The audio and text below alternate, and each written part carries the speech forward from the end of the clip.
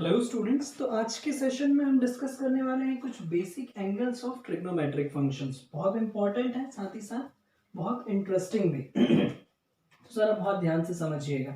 यदि अगर मैं कुछ बेसिक एंगल्स की बात करूं ट्रिग्नोमेट्रिक फंक्शंस के बारे में, जिसमें मेरे पास क्या क्या इंक्लूड होने वाला है, जरा बहुत ध्यान से समझिएगा।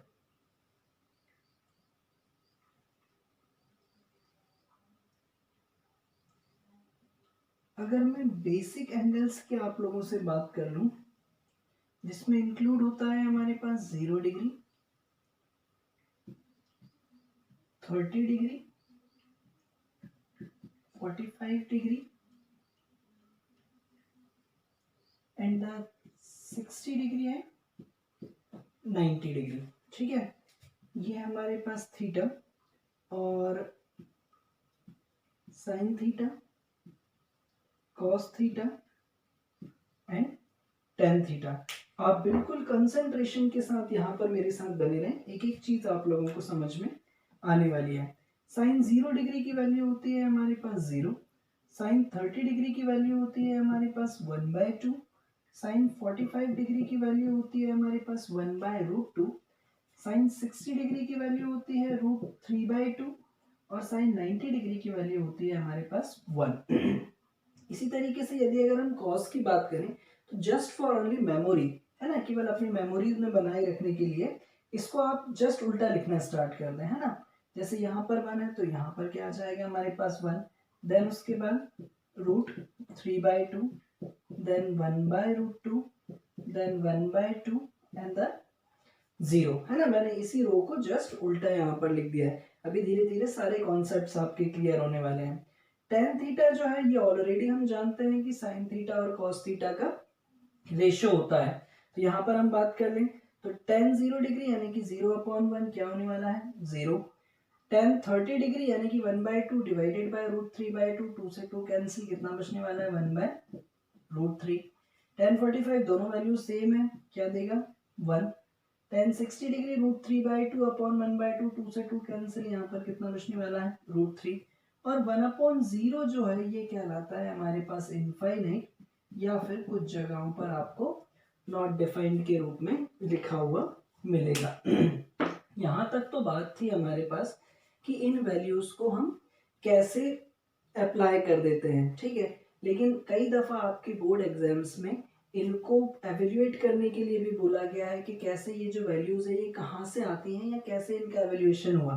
साथ ही साथ आप एक चीज का और ध्यान रखिएगा, यहाँ पर मैंने 3 ट्रिग्नोमेट्रिक फंक्शंस कंसीडर किए हैं, बाकी 3 आप इन्हीं का रेसिप्रोकल करके निकाल सकते हैं। फॉर एग्जांपल, जैसे सपोज मान लो साइन 30 डिग्री की वैल्यू 1/2 है, तो कॉसेक 30 डिग्री की वैल्यू कितनी हो जाएगी 2/1। इसी तरीके से जैसे साइन 45 डिग्री की वैल्यू 1/√2 है, तो सेक 45 डिग्री की वैल्यू इसी का रेसिप्रोकल, ठीक है। तो इस तरीके से थोड़े से कॉन्सेप्ट्स आप लोग लगाइएगा। चलिए हम बात करते हैं इनके एवेल्युएशन पर कि ये जो वैल्यूज हैं ये कहाँ से एवेल्युएट हुई। बहुत इंटरेस्टिंग, बहुत इंपॉर्टेंट, है ना, और बहुत अच्छे से हम लोग इसको समझने वाले हैं। चलिए इससे पहले मैं इसे रफ करूं, इन वैल्यूज को आप लोग ध्यान रखिएगा।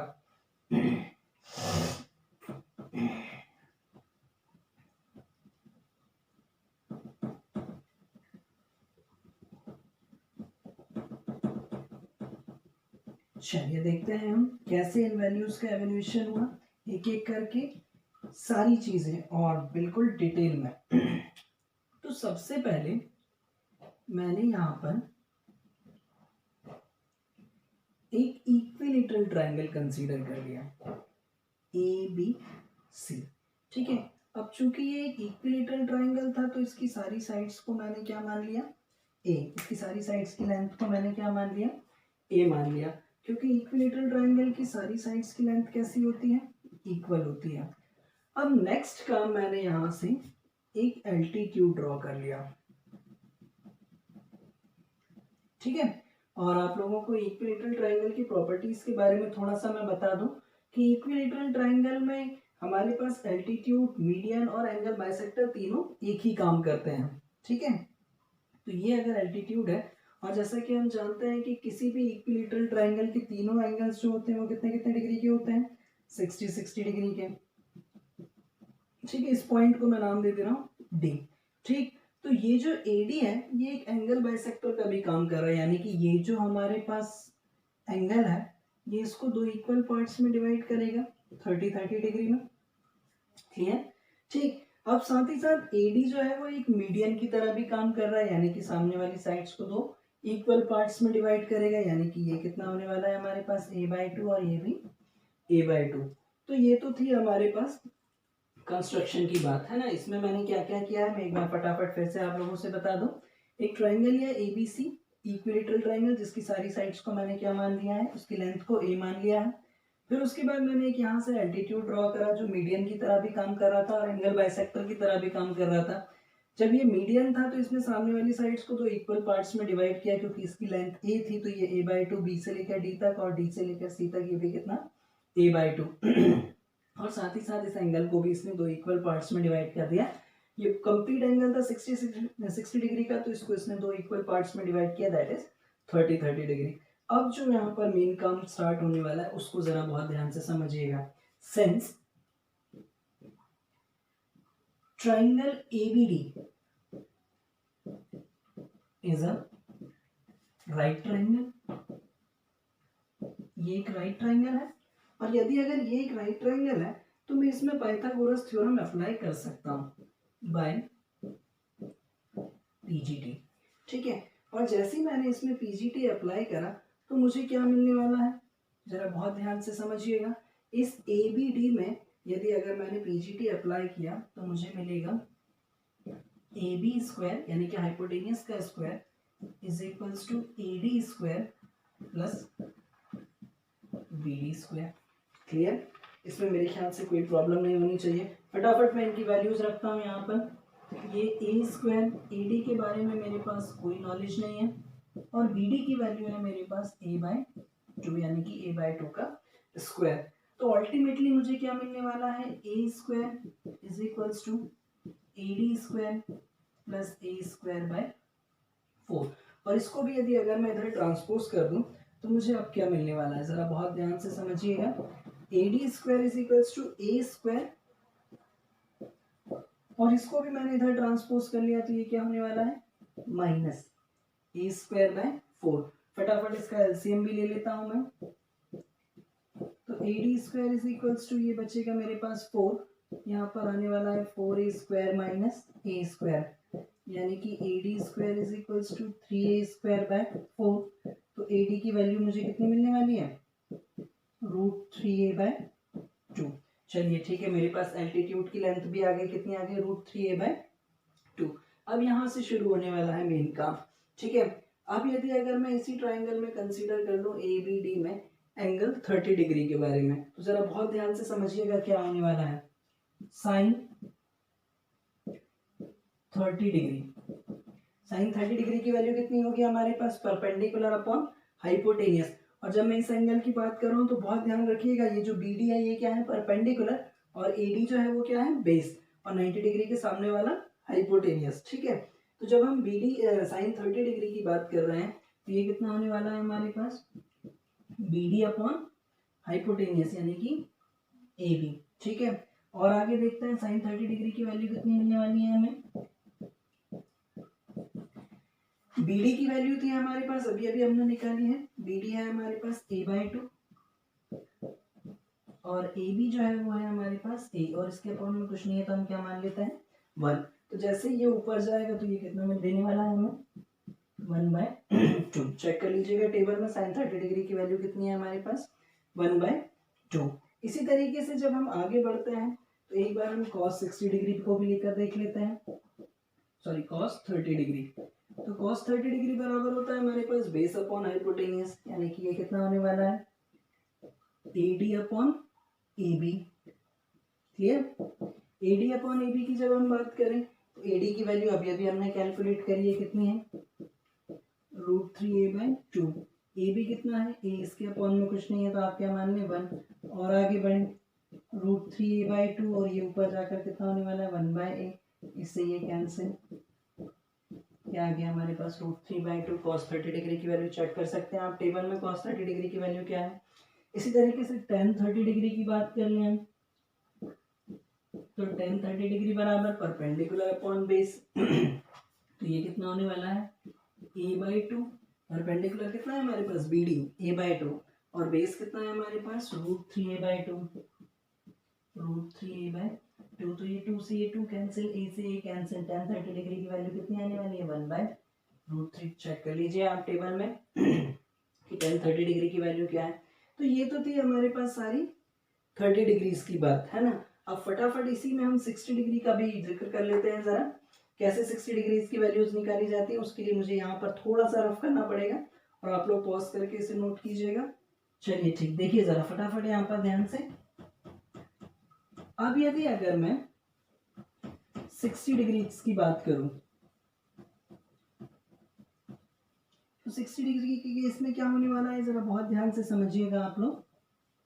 अब मैं ट्राइंगल वापस से वही कंसीडर कर रहा हूँ ABD, बट एंगल कौन सा कंसीडर करने वाला हूँ 60 डिग्री। तो इस केस में AD क्या होगा मेरे पास परपेंडिकुलर, और BD क्या होने वाला है बेस होने वाला है। चलिए ठीक, देखते हैं। तो सबसे पहले हम बात कर लें साइन 60 डिग्री। तो साइन 60 डिग्री बराबर अगेन परपेंडिकुलर अपॉन हाइपोटेनियस, यानी कि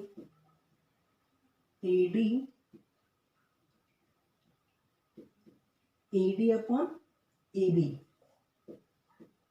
ठीक है, परपेंडिकुलर अपॉन हाइपोटेनियस। AD की वैल्यू कितनी है मेरे पास A, ठीक है, और AB की वैल्यू कितनी है मेरे पास, AD की वैल्यू थी मेरे पास सॉरी √3a/2, ठीक है, मैं इसे यहाँ पर नीचे लिख ले रहा हूँ √3a/2, और AB जो था वो कितना है मेरे पास A, इससे ये कैंसिल, ये कितना बचने वाला है √3/2।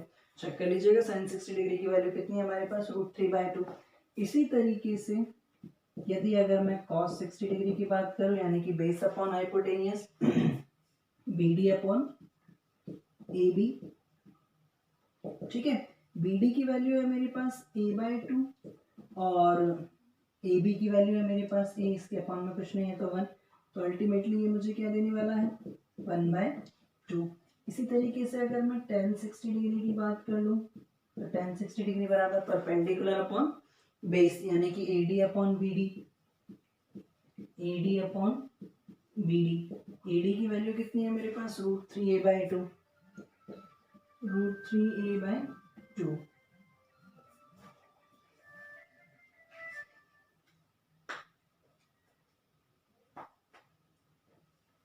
√3a/2, और BD की वैल्यू कितनी है मेरे पास,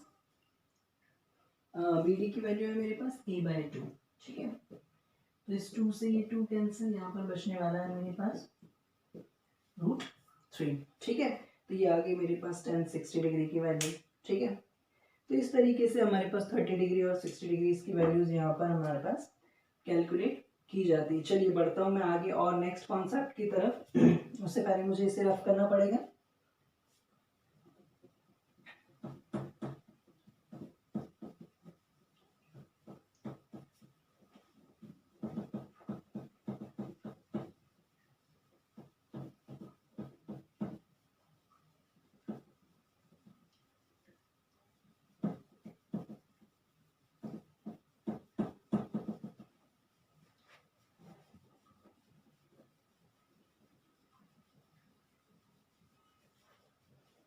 इसके बाद हम देखते हैं कि 45 डिग्रीज की वैल्यूज कैसे निकाली जाती हैं।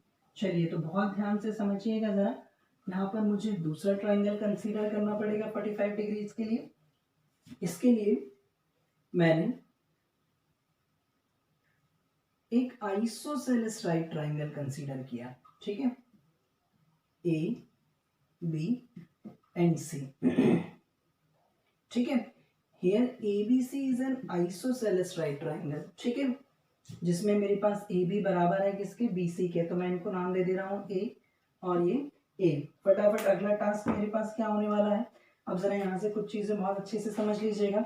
जब यदि अगर ये एंगल 90 डिग्री का है और ये पूरा ट्राइंगल एक आइसोसेलेस राइट ट्राइंगल है, तो डेफिनेटली ये दोनों एंगल्स कितने कितने डिग्री के होने वाले हैं 45 डिग्री के, क्योंकि ये आइसोसेलेस ट्राइंगल की प्रॉपर्टीज होती है कि angle opposite to the equal sides are also equals, है ना। हमारे पास जो एंगल्स होते हैं अपोजिट साइड्स के इक्वल में, अपोजिट साइड्स के करस्पॉन्डिंग वो एंगल्स भी आपस में इक्वल होते हैं। तो ये दोनों एंगल्स भी कितने कितने डिग्री के होने वाले हैं 45 डिग्री इसके। तो अगला टास्क है मेरे पास, मुझे इस AC को कैलकुलेट करना है। तो मैं फिर से यहाँ पर पाइथागोरस थ्योरम लगाता हूँ। In triangle ABC by Pythagoras theorem, ठीक है। तो मुझे क्या मिलने वाला है, AC square is equals to AB square plus BC square, ठीक है। AB square plus BC square यानी कि AC square is equals to A square plus A square. तो AC स्क्वायर बराबर कितना होने वाला है, 2A स्क्वायर। तो AC की जो वैल्यू है वो मुझे कितनी मिलने वाली है, √2A, ठीक है। AC भी मुझे मिल गया, ये कितना आ गया मेरे पास, √2A। चलिए निकालते हैं अब हम यहाँ से सारी वैल्यूज। सबसे पहले हम बात कर लें साइन 45 डिग्री की, ठीक है। तो साइन 45 डिग्री बराबर परपेंडिकुलर अपॉन हाइपोटेनियस यानी कि AB upon AC, clear. AB जो है वो है हमारे पास A और इसकी जो वैल्यू है ये कितनी है, √2A। इससे ये कैंसिल, यहाँ पर कितना बचने वाला है, 1/√2। चेक कर लीजिए आप, साइन 45 की वैल्यू कितनी होती है, 1/√2, ठीक। इसी तरीके से यदि अगर हम cos 45 डिग्री की बात कर लें तो cos 45 डिग्री क्या होता है हमारे पास, base upon hypotenuse. Base upon hypotenuse कितना हो जाएगा हमारे पास, यानी कि अगेन A अपॉन A√2। तो ये भी कितना बचने वाला है, 1/√2। अगेन tan 45, tan 45 डिग्री बराबर परपेंडिकुलर अपॉन बेस यानी कि AB upon BC, A upon A, ये कितना देने वाला है, 1। tan 45 डिग्री की वैल्यू कितनी होती है, 1। तो अभी तक हम लोगों ने डिस्कस किया क्या क्या चीज़ें, 30 डिग्री की वैल्यू कैसे निकाली जाती है, 60 डिग्री की वैल्यू कैसे निकाली जाती है, 45 डिग्री की वैल्यूज कैसे निकाली जाती है। अब जो है next topic that is 0 degree and 90 degree. बहुत इंटरेस्टिंग है, कॉन्सेप्चुअल है, पूरा दिमाग यही लगा कर रखना पड़ेगा, तब कहीं जाकर समझ में आएगा। थोड़ी सी एनालिसिस पावर को भी उसमें अप्लाई करना पड़ेगा। चलिए देखते हैं हमारे पास। बढ़ता हूं मैं आगे।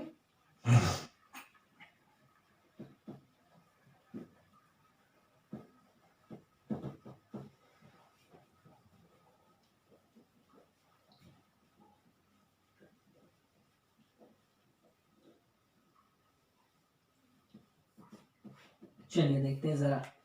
इसके बाद हमें देखना है, सबसे पहले हम 0 डिग्री देख लेते हैं, ठीक है। ये मैंने एक ट्राइंगल कंसीडर कर लिया, राइट ट्राइंगल ABC इन विच राइट एंगल एट B, ठीक। अब जरा यहाँ से कुछ चीजें बहुत क्लियरली समझना।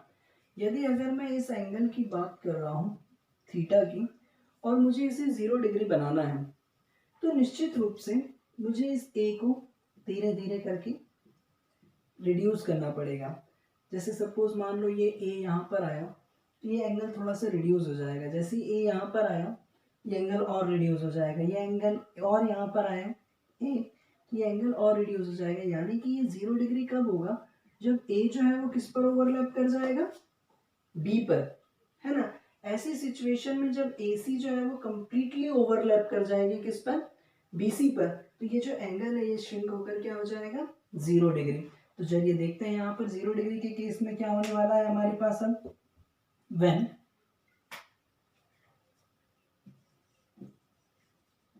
Theta is equals to 0 degree, है ना। जब थीटा 0 डिग्री हो जाएगा तो ऐसे केस में हमारे पास AC जो है वो बराबर हो जाएगा किसके, BC के, है ना। और साथ ही साथ ये A रिड्यूस होते होते होते होते AB जो है वो क्या हो जाना है हमारे पास, 0, एंड AB जो है वो क्या हो जाएगा हमारे पास, 0। ऐसे केस में जब थीटा 0 डिग्री होगा तो AC बराबर होगा BC के और AB रिड्यूस होकर क्या होने वाला है हमारे पास, 0। चलिए ठीक, अगर इतनी बातें मेरी समझ में आ गई होंगी तो फिर आगे प्रॉब्लम नहीं होने वाली है। देखते हैं अब ये जो एंगल है हमारे पास 0 डिग्री है। यदि अगर मुझे साइन 0 डिग्री की वैल्यू निकालनी होती तब क्या होता, साइन 0 डिग्री बराबर होता है हमारे पास परपेंडिकुलर अपॉन हाइपोटेनियस, है ना। यानी कि AB अपॉन AC। मुझे यहाँ पर ज़्यादा लोड लेने की ज़रूरत ही नहीं है क्योंकि मेरे पास AB जो है वो क्या है, 0। अब डिनोमिनेटर में कुछ भी हो वो क्या देगा मुझे, 0 ही देगा। तो साइन 0 डिग्री की वैल्यू क्या होती है हमारे पास, 0 डिग्री। इसी तरीके से यदि अगर मैं cos 0 डिग्री की बात कर लूँ आप लोगों से, cos 0 डिग्री की वैल्यू होती है हमारे पास बेस अपॉन हाइपोटेनियस, यानी कि BC अपॉन AC, और BC और AC दोनों क्या है, इक्वल है हमारे पास। तो जब दो वैल्यूज फ्रैक्शन में इक्वल होती हैं तो वो कैंसिल आउट होकर क्या देती हैं हमें, 1। इसी तरीके से यदि अगर मैं tan 0 डिग्री की बात करूं आप लोगों से, तो tan 0 डिग्री बराबर क्या होता है, अगेन हमारे पास परपेंडिकुलर अपॉन बेस, यानी कि AB अपॉन BC। AB क्या है, 0, नीचे देखने की जरूरत ही नहीं है मुझे, क्या देने वाला है ये, 0। तो इस तरीके से 0 डिग्री की वैल्यू निकाली जाती है। साइन 0 डिग्री बराबर 0, cos 0 डिग्री बराबर 1 and the tan 0 degree is equals to 0। तो ये तो था हमारे पास जीरो का कॉन्सेप्ट, हमारे पास कैसे 0 डिग्री पर ट्रिग्नोमेट्रिक फंक्शंस की वैल्यू निकाली जाती है। बढ़ते हैं हम हमारे नेक्स्ट कॉन्सेप्ट की तरफ, दैट इज 90 डिग्री। चलिए देखते हैं, उससे पहले मुझे इसे रफ करना पड़ेगा।